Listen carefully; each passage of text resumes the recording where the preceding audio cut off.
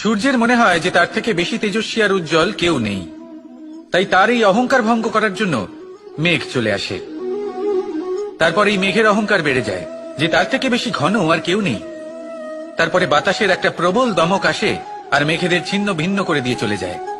তখন বায়ুর অহংকার বেড়ে যায়, আরো ভাবে যে তার থেকে বেশি শক্তিশালী আর কেউ নেই।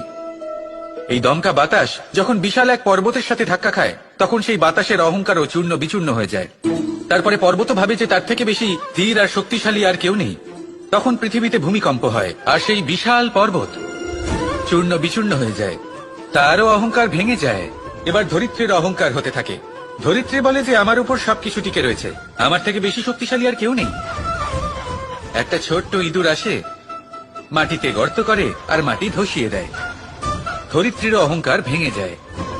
এর তাৎপর্য হলো সরল, এই সংসারে অহংকার কখনো স্থির থাকে না, এই অহংকার ভাঙবেই। এটা হলো সাংসারিক চক্র।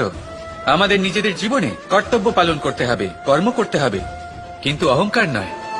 যে ব্যক্তি এটা বুঝতে সক্ষম হন তাকে জ্ঞানী বলা হয়, আর যে মানুষ এটা বুঝতে পারেন না তিনি সারা জীবন শোধ প্রতিশোধ মান অভিমানের এই চক্রে আটকা পড়েন।